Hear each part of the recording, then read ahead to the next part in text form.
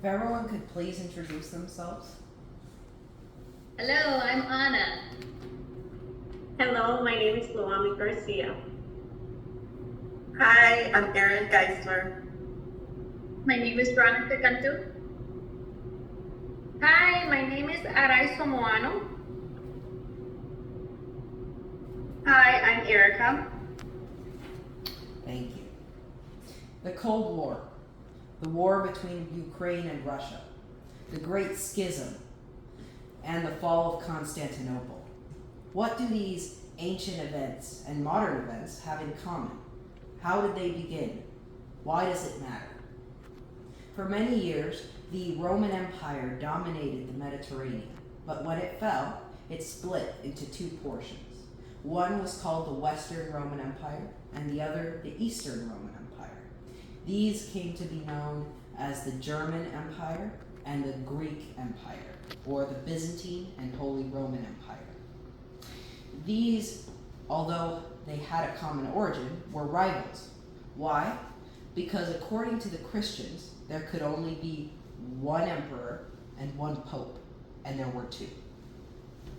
This all began when the Great Schism split Christianity and created what we call Catholicism and Eastern Orthodoxy. Then the Pope after, decided that Empress Irene, which was the empress of the Byzantine Empire, the first female and only female to rule that empire, wasn't worthy enough to be an emperor. So he crowned this man. This man was named Charles. We call him Charlemagne. He ruled the Franks, which was a large empire that stretched from modern-day France all the way to Poland and Italy. This was a direct affront to the sovereignty of the original Byzantine emperor, which was an unbroken string of rulers since the Roman Empire, since the establishment of it. So, after these kingdoms had already been struggling for so many years, the Turks started to invade Anatolia, the domain of the Byzantine Empire. They founded their own kingdom. Osman I founded the Ottoman Empire, what would later become one of the largest Islamic empires in history. And in Russia, the Grand Duchy of Vladimir had fallen, and so began the Russian Empire, which stretched basically the extent of modern-day Russia, except for Siberia. The Carolingian Empire, which was the Empire of Charles, Carolus in Latin, later became the Holy Roman Empire, a German state composed of a confederation of several small German nations, from Prussia all the way to Franconia. These four nations all claimed succession to the Roman Empire. The issue was getting worse. In this map that is about to be shown can be seen a map. It's a map of medieval Europe. Here you can see the Holy Roman Empire in orange in Europe, and then the Byzantine Empire here in purple near the Bosphorus Strait. These two nations were right next to each other, and the only border that they had in between them was Hungary, which was technically an ally of the Holy Roman Empire.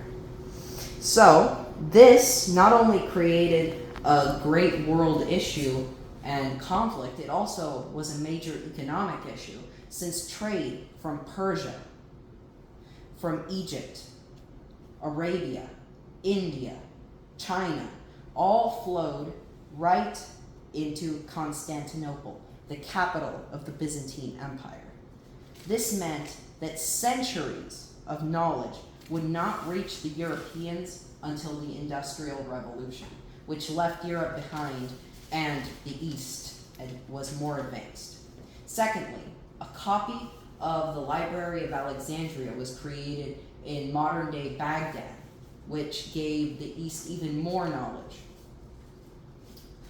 After these two nations had collapsed, Russia claimed the Byzantine succession. They proclaimed their capital, Moscow, the third Rome. And then they challenged the Ottoman Empire, which was Islamic. They called them heathens. This created yet another economic issue, especially in that more global world. Now, the important question, why does it matter? Well, after the Great Schism, the already eroded relationship between the Eastern Orthodox Church and the Catholic Church led to an even further divide when Charles the Great was crowned Holy Roman Emperor. This led to Russia being further alienated from the world. As we can see, Russia now has been involved in several insurgencies, is an authoritarian dictatorship, and is not as advanced as the rest of Europe. Why? Because of the two-emperor problem. It also destroyed trade relations between Europe and the East, and it created tensions that have lasted until this day. The Chinese-American trade war, the Russian-Ukrainian conflict, the Cold War, the Vietnam War, you name it. It all comes from this conflict. So, instead of pretending that we live on two different worlds, we should pretend that we live on one, as we do. We live on Earth. We don't live on two different planets. We don't live in the East and the West. We live in one world. So we should strive to modernize as one world, not two.